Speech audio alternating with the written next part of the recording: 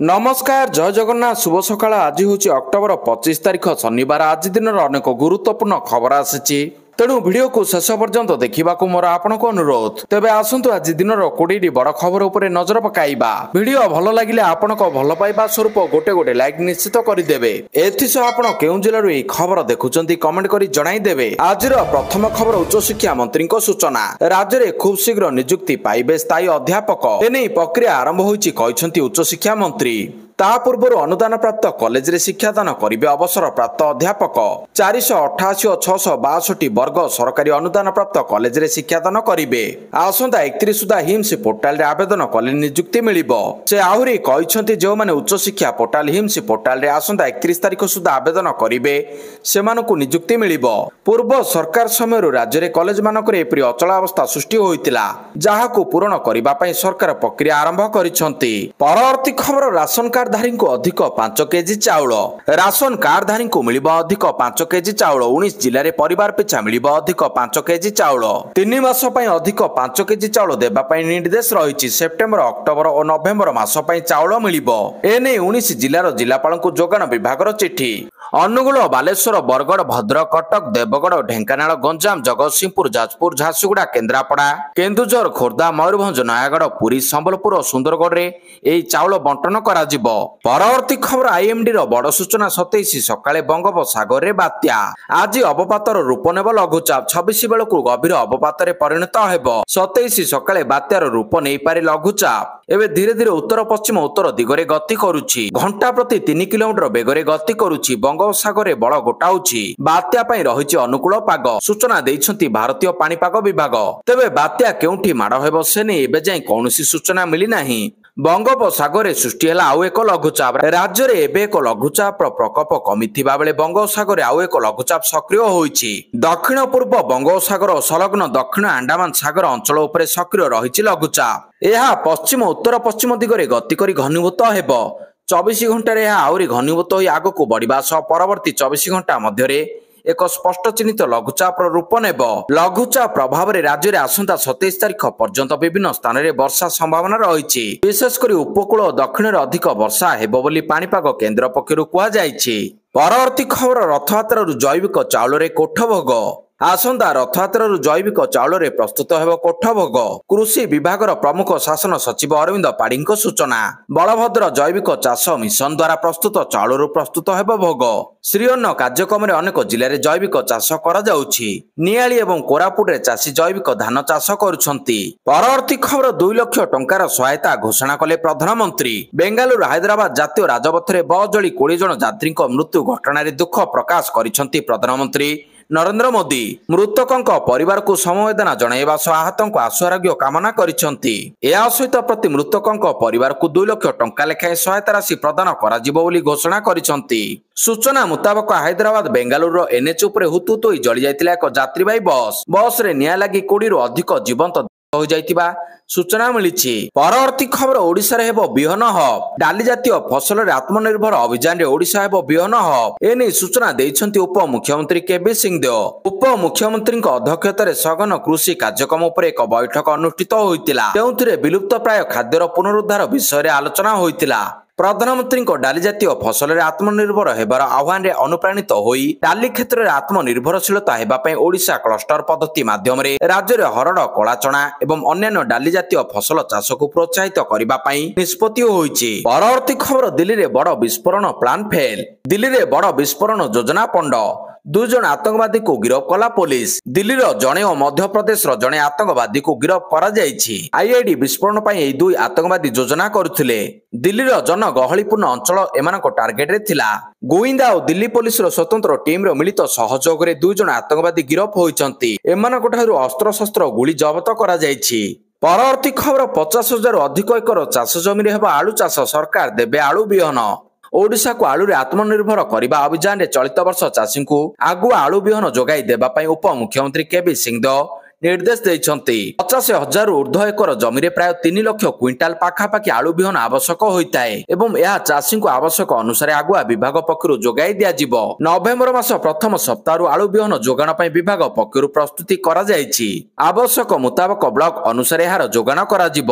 ଏହା ବ୍ୟତୀତ ପ୍ରାୟ 6,000 ହେକ୍ଟର ଜମିରେ 600 କ୍ୱିଣ୍ଟାଲ ପିଆଜ ଚାଷ, 1,000 ହେକ୍ଟର ଜମିରେ 100 କ୍ୱିଣ୍ଟାଲ ଲଙ୍କା, 300 ହେକ୍ଟର ଜମିରେ 7,500 କ୍ୱିଣ୍ଟାଲ ରସୁଣ ବିହନ ଚାଷ ପାଇଁ ଯୋଜନା ରହିଛି। ଯେଉଁଠି ମଧ୍ୟ ଅଧିକା ବିହନ ଆବଶ୍ୟକ କିମ୍ବା ବିହନ ଅଭାବ ଦେଖାଦିଏ, କୃଷି ବିଭାଗ ପକ୍ଷରୁ ଜାରି କରାଯାଇଥିବା ନମ୍ବର 155,333ରେ ଯୋଗାଯୋଗ କିମ୍ବା ନିକଟସ୍ଥ ଉଦ୍ୟାନ କୃଷି ଅଧିକାରୀଙ୍କୁ ଯୋଗାଯୋଗ କରିବା ପାଇଁ ଅନୁରୋଧ କରାଯାଇଛି। ପରବର୍ତ୍ତୀ ଖବର, ପାକିସ୍ତାନରେ ଚିକେନ ଠାରୁ ମହଙ୍ଗା ହୋଇଗଲା ଟମାଟୋ। ପାକିସ୍ତାନରେ ଶୋଚନୀୟ ପରିସ୍ଥିତି। ଟମାଟୋ ଖାଇବା ଲୋକଙ୍କ ପାଇଁ ସ୍ୱପ୍ନ ପାଲଟି ଯାଇଛି। ଚିକେନ ଠାରୁ ଟମାଟୋ ଦର 2 ଗୁଣ ହୋଇଯାଇଛି। ଅର୍ଥାତ୍ ଲୋକେ ଚିକେନ କିଣିବେ, କିନ୍ତୁ ସେଥିରେ ଯଦି ଟମାଟୋ ପାଇବାକୁ ଚାହିଁବେ ତେବେ ସେମାନଙ୍କୁ ଚିକେନ ଠାରୁ 2 ଗୁଣା ଅଧିକ ଦାମ ଦେଇ ଟମାଟୋ କିଣିବାକୁ ପଡ଼ିବ। ଦରଦାମ ବୃଦ୍ଧିକୁ ନେଇ ଚିନ୍ତାରେ ପାକିସ୍ତାନୀ ଖାଉଟି। ସେହବାଜ ସରିଫଙ୍କ ପାକିସ୍ତାନରେ ଟମାଟୋ ଭଳି ପନିପରିବା ଏବେ ବିଳାସପୂର୍ଣ୍ଣ ସାମଗ୍ରୀରେ ପରିଣତ ହୋଇଛି। କରାଚି, ଇସଲାମାବାଦରୁ ଆରମ୍ଭ କରି ଲାହୋର ପର୍ଯ୍ୟନ୍ତ ଟମାଟୋ ଦର ଆକାଶ ଛୁଆଁ ହୋଇଛି। ଦେଶରେ ପୂର୍ବରୁ ଟମାଟୋ ଶସ୍ତା ନଥିଲା, କିନ୍ତୁ 100 ଟଙ୍କାରେ ମିଳୁଥିବା ଏହି ପରିବା ଏବେ ଅହେତୁକ ମହଙ୍ଗା ହୋଇଛି। ସରକାରଙ୍କ ଖରାପ ନୀତି ଯୋଗୁଁ ପରିବା ଦର ଆକାଶ ଛୁଆଁ ହୋଇଯାଇଛି। ତାହା ପାକିସ୍ତାନବାସୀଙ୍କ ମୁଣ୍ଡ ଉପରେ ଲଳିତା ବିଡ଼ା ସଦୃଶ୍ୟ ହୋଇଛି। ଏବେ 1 କିଲୋ ଟମାଟୋ ଦର 700 ଟଙ୍କାରେ ବିକ୍ରି ହେଉଛି। ପରବର୍ତ୍ତୀ ଖବର, ଆରମ୍ଭ ହେବ ସରକାରୀ ଟ୍ୟାକ୍ସି ସେବା। କେନ୍ଦ୍ର ସରକାର ଭାରତ ଟ୍ୟାକ୍ସି ନାମକ କ୍ୟାବ୍ ସେବା ଆରମ୍ଭ କରିବାକୁ ଯାଉଛନ୍ତି। ଏହା ନଭେମ୍ବରରେ ଦିଲ୍ଲୀରେ ଏକ ପାଇଲଟ ପ୍ରୋଜେକ୍ଟ ଭାବରେ ଆରମ୍ଭ ହେବ, ଯେଉଁଥିରେ 650 ଜଣ ଡ୍ରାଇଭର ଅଛନ୍ତି। ଏହା ଦିଲ୍ଲୀ ପରେ ଅନ୍ୟ ରାଜ୍ୟକୁ ବିସ୍ତାରିତ ହେବ। ମହିଳା ଡ୍ରାଇଭରଙ୍କ ସମେତ ଦେଶବ୍ୟାପୀ 5,000 ଡ୍ରାଇଭର ଏହି ଯୋଜନାରେ ଯୋଗ ଦେବେ। ଓଲା ଏବଂ ଉବର ଭଳି ଘରୋଇ କମ୍ପାନୀଗୁଡ଼ିକ ବର୍ତ୍ତମାନ ଟ୍ୟାକ୍ସି ସେବା କ୍ଷେତ୍ରରେ କାର୍ଯ୍ୟ କରୁଛନ୍ତି। ତଥାପି ସେମାନଙ୍କର ସୁରକ୍ଷା ନେଇ ଅନେକ ସମୟରେ ଚିନ୍ତା ଦେଖାଦେଇଛି, ଯାହାଫଳରେ ସରକାର ଦେଶର ଏକ ସ୍ୱୟଂ ନିରୀକ୍ଷଣ ଟ୍ୟାକ୍ସି ସେବା ଆରମ୍ଭ କରିଛନ୍ତି। କେନ୍ଦ୍ର ସରକାରଙ୍କ ସହଯୋଗ ମନ୍ତ୍ରାଳୟ ଓ ନ୍ୟାସନାଲ ଇ ଗଭର୍ନାନ୍ସ ଡିଭିଜନ ମିଳିତ ଭାବରେ ଏହି ଆପ୍ଲିକେସନ ପ୍ରସ୍ତୁତ କରିଛନ୍ତି। ଏହାକୁ ସହକାର ଟ୍ୟାକ୍ସ କୋଅପରେଟିଭ ଲିମିଟେଡ୍ ପରିଚାଳନା କରିବ। ସରକାର ଏହି ସଂସ୍ଥା ସହ ଚୁକ୍ତି ସ୍ୱାକ୍ଷର କରିଛନ୍ତି। 300 କୋଟିର ପ୍ରାରମ୍ଭିକ ପୁଞ୍ଜିରେ ଏହାକୁ 2025 ଜୁନରେ ପ୍ରତିଷ୍ଠା କରାଯାଇଛି। ଦିଲ୍ଲୀରୁ ନଭେମ୍ବରରୁ ଆରମ୍ଭ ହେବାକୁ ଥିବା ଭାରତ ଟ୍ୟାକ୍ସି 2026 ସମସ୍ତ ମେଟ୍ରୋ ସହରକୁ କଭର କରିବ। ପରବର୍ତ୍ତୀ ଖବର, ମିଳିତ ଜାତିସଂଘ ଦିବସରେ ଶୁଭେଚ୍ଛା ଜଣାଇଲେ ମୁଖ୍ୟମନ୍ତ୍ରୀ। 1995 ମସିହାରେ ଜାତିସଂଘ ଚାର୍ଟର କାର୍ଯ୍ୟକାରୀ ହେବାର ବାର୍ଷିକୀକୁ ମନେ ପକାଇବା ପାଇଁ ପ୍ରତିବର୍ଷ ଅକ୍ଟୋବର 24 ତାରିଖକୁ ଜାତିସଂଘ ଦିବସ ଭାବରେ ପାଳନ କରାଯାଉଛି। ଏହି ଅବସରରେ ମୁଖ୍ୟମନ୍ତ୍ରୀ ମୋହନ ଚରଣ ମାଝୀ ଏକ୍ସରେ ପୋଷ୍ଟ କରି ଶୁଭେଚ୍ଛା ଜଣାଇଛନ୍ତି। ମୁଖ୍ୟମନ୍ତ୍ରୀ କହିଛନ୍ତି, ମିଳିତ ଜାତିସଂଘ ଦିବସ ଅବସରରେ ଆମେ ବିଶ୍ୱର ଶାନ୍ତି, ଏକତା ଏବଂ ସାମୂହିକ ସହଭାଗିତା ପାଇଁ ମିଳିତ ଜାତିସଂଘର 80 ବର୍ଷର ଉଦ୍ୟମ ଓ ପ୍ରୟାସକୁ ସମ୍ମାନ ଓ ଶ୍ରଦ୍ଧାପୂର୍ବକ ସ୍ମରଣ କରୁଛୁ। ପରବର୍ତ୍ତୀ ଖବର, ନୂଆପଡ଼ା ପ୍ରଚାର କରିବେ ମୁଖ୍ୟମନ୍ତ୍ରୀ। ଜମୁଛି ନୂଆପଡ଼ା ଉପନିର୍ବାଚନ ପ୍ରଚାର। ସରିଛି ଯାଞ୍ଚ ପ୍ରକ୍ରିୟା। 14 ପ୍ରାର୍ଥୀଙ୍କ ମଧ୍ୟରୁ କିଏ ପ୍ରତ୍ୟାହାର କରିବେ, କିଏ ଲଢ଼ିବେ, ତାକୁ ନେଇ ଚାଲିଛି ଅଙ୍କ କଷା। 3 ରାଜନୈତିକ ଦଳ କିନ୍ତୁ ପ୍ରଚାରରେ ବ୍ୟସ୍ତ। ସେପଟେ 2-3 ଦିନ ଭିତରେ ଯିବେ ମୁଖ୍ୟମନ୍ତ୍ରୀ। ଖୁବ୍ ଶୀଘ୍ର ପ୍ରଚାର ମଇଦାନକୁ ଓହ୍ଲାଇବେ ମୁଖ୍ୟମନ୍ତ୍ରୀ ମୋହନ ମାଝୀ। ପରବର୍ତ୍ତୀ ଖବର, ଛଟ ପର୍ବ ନେଇ ପ୍ରଧାନମନ୍ତ୍ରୀଙ୍କ ଖାସ ଅପିଲ। ଦେଶବ୍ୟାପୀ ଲୋକଙ୍କ ଆସ୍ଥା ଓ ବିଶ୍ୱର ମହାନ ପର୍ବ ଛଟ ପୂଜା ପାଇଁ ପ୍ରସ୍ତୁତି ଜୋରସୋରରେ ଚାଲିଛି। ଏହି ପରିପ୍ରେକ୍ଷୀରେ ପ୍ରଧାନମନ୍ତ୍ରୀ ମୋଦି ସୋସିଆଲ ମିଡିଆ ପ୍ଲାଟଫର୍ମ ଏକ୍ସରେ ଏକ ଭାବପ୍ରବଣ ବାର୍ତ୍ତା ସେୟାର କରି ଦେଶବାସୀଙ୍କୁ ଏକ ବିଶେଷ ନିବେଦନ କରିଛନ୍ତି। ଏହି ପବିତ୍ର ଅବସରର ମହିମାକୁ ଆହୁରି ବୃଦ୍ଧି କରିବା ପାଇଁ ସେ ସେମାନଙ୍କୁ ଛଟ ପୂଜା ସହିତ ଜଡ଼ିତ ଲୋକପ୍ରିୟ ଗୀତଗୁଡ଼ିକୁ ସେୟାର କରିବା ପାଇଁ ଅନୁରୋଧ କରିଛନ୍ତି। ପ୍ରଧାନମନ୍ତ୍ରୀ ମୋଦି ଇନଷ୍ଟାଗ୍ରାମରେ ଲେଖିଛନ୍ତି, ପ୍ରକୃତି ଏବଂ ସଂସ୍କୃତିକୁ ସମର୍ପିତ ମହାନ ପର୍ବ ଛଟ ପାଖେଇ ଆସୁଛି। ପରବର୍ତ୍ତୀ ଖବର, ଚୀନର ସୋଲାର ମାର୍କେଟରେ ଭାରତର ଏଣ୍ଟ୍ରି। ଭାରତର ନବୀକରଣୀୟ ଶକ୍ତି କ୍ଷେତ୍ରକୁ ଏକ ନୂତନ ପ୍ରେରଣା ଦେବ ବୋଲି ଏକ ପ୍ରମୁଖ ଚୁକ୍ତି ସ୍ୱାକ୍ଷରିତ ହୋଇଛି। ଏକ କମ୍ପାନୀ ଆଇନକ୍ସ ସୋଲାର ଏକ ଅଗ୍ରଣୀ ଚୀନ ସୌରଶକ୍ତି କମ୍ପାନୀ ଲଙ୍ଗି ଗ୍ରୀନ୍ ଏନର୍ଜି ଟେକ୍ନୋଲୋଜି ସହିତ ପ୍ରାୟ 7,000 କୋଟି ଟଙ୍କା ମୂଲ୍ୟର ଏକ ଚୁକ୍ତି ସ୍ୱାକ୍ଷର କରିଛି। ଏହି ଚୁକ୍ତି ମୁତାବକ ଆଇନକ୍ସ ସୋଲାର ଆଗାମୀ 3 ବର୍ଷ ମଧ୍ୟରେ ଲଙ୍ଗିକୁ 5 ଗିଗାୱାଟ ସୌର ମଡେଲ ଯୋଗାଇ ଦେବ। ଏହି ଚୁକ୍ତି କେବଳ ଭାରତର ସୌର ଶିଳ୍ପ ପାଇଁ ଏକ ପ୍ରମୁଖ ମାଇଲଖୁଣ୍ଟ ନୁହେଁ, ବରଂ ଏହା ମଧ୍ୟ ସୂଚିତ କରେ ଯେ ବିଶ୍ୱ ଭାରତର ବର୍ଦ୍ଧିତ ଉତ୍ପାଦନ କ୍ଷମତା ଉପରେ ବିଶ୍ୱାସ କରିବା ପାଇଁ ଆରମ୍ଭ କରିଛି, ଯେଉଁଥିରେ ଚୀନ ଭଳି ଦେଶ ମଧ୍ୟ ସାମିଲ ଅଛନ୍ତି। ପରବର୍ତ୍ତୀ ଖବର, ବକେୟା ପ୍ରାପ୍ୟକୁ ନେଇ ମିଶୋ ଆମାଜନ ମୁହାଁମୁହିଁ। ଇ କମର୍ସ କମ୍ପାନୀ ମିଶୋ ପାଇଁ ଅଡୁଆ ପରିସ୍ଥିତି ସୃଷ୍ଟି ହୋଇଛି। କ୍ଲାଉଡ ସର୍ଭିସକୁ ନେଇ ମୁହାଁମୁହିଁ ହୋଇଛନ୍ତି ମିଶୋ ଏବଂ ଆମାଜନ। କ୍ଲାଉଡ ସର୍ଭିସ ଦେୟ ପୈଠ ନ କରିବାରୁ ମିଶୋ ବିରୋଧରେ ଆଇନଗତ ପଦକ୍ଷେପ ନେଇଛି ଆମାଜନ ୱେବ ସର୍ଭିସେସ୍। ମିଶୋ ପକ୍ଷରୁ ଆମାଜନକୁ 187 କୋଟି ଟଙ୍କାର ବକେୟା ପ୍ରାପ୍ତି ଦିଆଯାଉ ନଥିବାରୁ ଆମାଜନ ୱେବ ସର୍ଭିସେସ୍ ମିଶୋକୁ କାଠଗଡକୁ ଟାଣିଛି। ମିଶୋ ପକ୍ଷରୁ ଆମାଜନକୁ 187 କୋଟି 45 ଲକ୍ଷ ଟଙ୍କାର ବକେୟା ପ୍ରଦାନ ପାଇଁ ଦାବି କରାଯାଇଛି, ଯେଉଁଥିରେ ଖର୍ଚ୍ଚ ପ୍ରତିବନ୍ଧତାର କମ୍ ରାଶି ପୈଠ, ଦୀର୍ଘକାଳୀନ ସେବା ଶୁଳ୍କ ପୈଠ ଉପରେ ସୁଧ ଏବଂ ମଧ୍ୟସ୍ଥତା ବାବଦରେ ଖର୍ଚ୍ଚ ସାମିଲ ରହିଛି। ପରବର୍ତ୍ତୀ ଖବର ସମସ୍ତିପୁରରୁ ବିହାର ଲଢେଇର ରଣହୁଙ୍କାର ଭରିଲେ ପ୍ରଧାନମନ୍ତ୍ରୀ ମୋଦି, ଆରଜେଡିକୁ କଲେ କଡା ଟାର୍ଗେଟ। ପ୍ରଧାନମନ୍ତ୍ରୀ ନରେନ୍ଦ୍ର ମୋଦି ବିହାର ସମସ୍ତିପୁରର ଜିଲ୍ଲାରେ ବିଧାନସଭା ନିର୍ବାଚନ ପାଇଁ ଏନଡିଏର ପ୍ରଚାର ଆରମ୍ଭ କରିଛନ୍ତି। ପ୍ରଧାନମନ୍ତ୍ରୀ ମୋଦି ସମସ୍ତିପୁରରେ ଏକ ବିଶାଳ ନିର୍ବାଚନ ରାଲିକୁ ସମ୍ବୋଧିତ କରିଥିଲେ। ପ୍ରଧାନମନ୍ତ୍ରୀ ମୋଦିଙ୍କ ଏହି ରାଲି ବିହାର ରାଜନୀତିରେ ସାମାଜିକ ନ୍ୟାୟର ପ୍ରତୀକ କର୍ପୂରୀ ଠାକୁରଙ୍କ ଜନ୍ମସ୍ଥାନ କର୍ପୂରୀ ଗ୍ରାମ ନିକଟରେ ଅନୁଷ୍ଠିତ ହୋଇଥିଲା। ସମସ୍ତିପୁର ରାଲି ପୂର୍ବରୁ ପ୍ରଧାନମନ୍ତ୍ରୀ ମୋଦି ଲାଲୁ ପ୍ରସାଦ ଯାଦବଙ୍କ ଶାସନକୁ ଜଙ୍ଗଲରାଜ ବୋଲି ଦୋହରାଇଥିଲେ। ପ୍ରଧାନମନ୍ତ୍ରୀ ମୋଦି ବିହାରର ମୁଖ୍ୟ ବିରୋଧୀ ଦଳ ରାଷ୍ଟ୍ରୀୟ ଜନତା ଦଳ ଆରଜେଡିକୁ କଡା ଟାର୍ଗେଟ କରିଛନ୍ତି। ପରବର୍ତ୍ତୀ ଖବର ମତ୍ସ୍ୟଜୀବୀଙ୍କୁ ସମୁଦ୍ର ମନା, ବିରଳ କଇଁଛଙ୍କ ସୁରକ୍ଷା ପାଇଁ ନଭେମ୍ବର 1ରୁ କଟକଣା। ଆଗକୁ ଆସୁଛି ଅଲିଭ ରିଡଲେ କଇଁଛଙ୍କର ପ୍ରଜନନ ଋତୁ, ସମୁଦ୍ରରେ ମାଛ ଧରିବା ନେଇ ଲାଗିବ କଟକଣା। ଆସନ୍ତା ନଭେମ୍ବର 1 ତାରିଖରୁ ମେ ମାସ 31 ତାରିଖ ପର୍ଯ୍ୟନ୍ତ ମତ୍ସ୍ୟଜୀବୀମାନଙ୍କୁ ସମୁଦ୍ର ମନା। ଟ୍ରଲର ଓ ଯନ୍ତ୍ରଚାଳିତ ଡଙ୍ଗା ମାଡରେ ଯେପରି କଇଁଛ ମୃତ୍ୟୁ ନ ହୁଏ, ଏନେଇ ଅଣ୍ଟା ଭିଡ଼ିଛି ପ୍ରଶାସନ। ଅଲିଭ ରିଡଲେଙ୍କ ସୁରକ୍ଷା ପାଇଁ ପୁରୀ ଦେବୀ ନଦୀ ଓ କେଲୁଣୀ ନଦୀ ମୁହାଣରେ 5 କିଲୋମିଟର ପର୍ଯ୍ୟନ୍ତ ନିଷିଦ୍ଧାଞ୍ଚଳ ଘୋଷଣା କରାଯାଇଛି। ଏହି ଅଞ୍ଚଳରେ କୌଣସି ଡଙ୍ଗା, ଟ୍ରଲର ଆଦି ଚଳାଚଳ ପାଇଁ ଅନୁମତି ଦିଆଯାଇ ନାହିଁ। ସମୁଦ୍ର କୂଳରୁ 20 କିଲୋମିଟର ପର୍ଯ୍ୟନ୍ତ ଟ୍ରଲର ଚଳାଚଳ ସମ୍ପୂର୍ଣ୍ଣ ନିଷିଦ୍ଧ କରାଯାଇଛି। ପରବର୍ତ୍ତୀ ଖବର ବିଶ୍ୱକପ୍ରୁ ଓହରିଗଲା ପାକିସ୍ତାନ। ଭାରତରେ ନଭେମ୍ବର ଡିସେମ୍ବରରେ ହେବାକୁ ଥିବା ଜୁନିୟର ହକି ବିଶ୍ୱକପ୍ରୁ ଓହରି ଯାଇଛି ପାକିସ୍ତାନ। ପାକିସ୍ତାନ ହକି ମହାସଂଘ PHF ଏହାର ନିଷ୍ପତ୍ତି ସମ୍ପର୍କରେ ଅନ୍ତର୍ଜାତୀୟ ହକି ମହାସଂଘ FIH ଅବଗତ କରାଇଛି। FIH ପକ୍ଷରୁ ଶୁକ୍ରବାର ଏହି ବିଷୟରେ ସ୍ପଷ୍ଟ କରିଦିଆଯାଇଛି।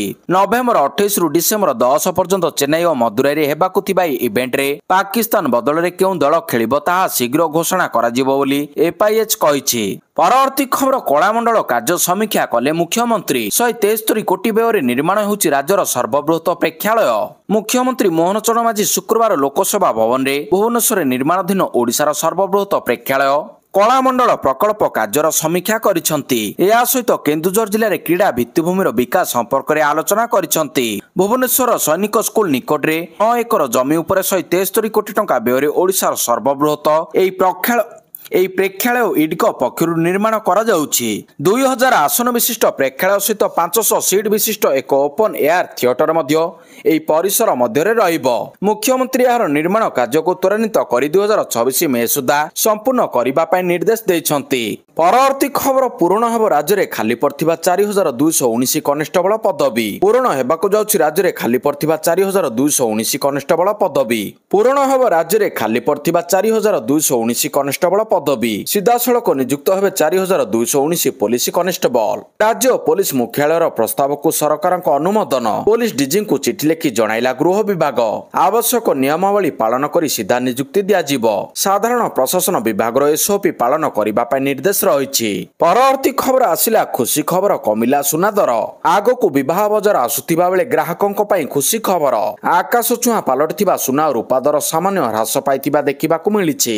ଶୁକ୍ରବାର ସକାଳ ତୁଳନାରେ ସନ୍ଧ୍ୟା ସୁଦ୍ଧା ସୁନା ଏବଂ ରୂପା ମୂଲ୍ୟ ହ୍ରାସ ପାଇଛି। ବିଶ୍ୱ ଏବଂ ଏସୀୟ ବଜାରରେ ମଧ୍ୟ ଏହି ହ୍ରାସ ସ୍ପଷ୍ଟ ହୋଇଛି। ଇଣ୍ଡିଆନ ବୁଲିୟନ ଏବଂ ଜୁଏଲାରୀ ଆସୋସିଏସନ ଅନୁସାରେ ଅକ୍ଟୋବର 23 ସନ୍ଧ୍ୟା ତୁଳନାରେ 24 ତାରିଖ ସନ୍ଧ୍ୟା 5ଟାରେ 24 କ୍ୟାରେଟ ସୁନା ମୂଲ୍ୟ ପ୍ରାୟ 2000 ଟଙ୍କା ହ୍ରାସ ପାଇ 10 ଗ୍ରାମ ପିଛା 1,21,508ରେ ପହଞ୍ଚିଛି। ପରବର୍ତ୍ତୀ ଖବର 302 ଜଣ ଓଡ଼ିଆ ଯୁବକ ଯୁବତୀଙ୍କୁ ମିଳିଲା କେନ୍ଦ୍ର ସରକାରଙ୍କ ଠାରୁ ଚାକିରି। ପ୍ରଧାନମନ୍ତ୍ରୀ ନରେନ୍ଦ୍ର ମୋଦି ଦେଶବ୍ୟାପୀ ଆୟୋଜିତ ରୋଜଗାର ମେଳା କାର୍ଯ୍ୟକ୍ରମକୁ ଆଭାସୀ ମାଧ୍ୟମରେ ସମ୍ବୋଧିତ କରିବା ସହିତ 51,000ରୁ ଅଧିକ ଯୁବକ ଯୁବତୀଙ୍କୁ ସରକାରୀ ଚାକିରିର ନିଯୁକ୍ତି ପତ୍ର ବାଣ୍ଟିଛନ୍ତି। ଏହି କ୍ରମରେ ଭୁବନେଶ୍ୱର ସ୍ଥିତ ରେଳ ଅଡିଟୋରିୟମରେ ଆୟୋଜିତ ରାଜ୍ୟସ୍ତରୀୟ ରୋଜଗାର ମେଳା କାର୍ଯ୍ୟକ୍ରମରେ କେନ୍ଦ୍ର ଜନଜାତି ବ୍ୟାପାର ମନ୍ତ୍ରୀ ଜୁଏଲ ଓରାମ ମୁଖ୍ୟ ଅତିଥି ଭାବରେ ଯୋଗଦେଇ 302 ଜଣ ଯୁବକ ଯୁବତୀଙ୍କୁ ନିଯୁକ୍ତି ପତ୍ର ବିତରଣ କରିଛନ୍ତି।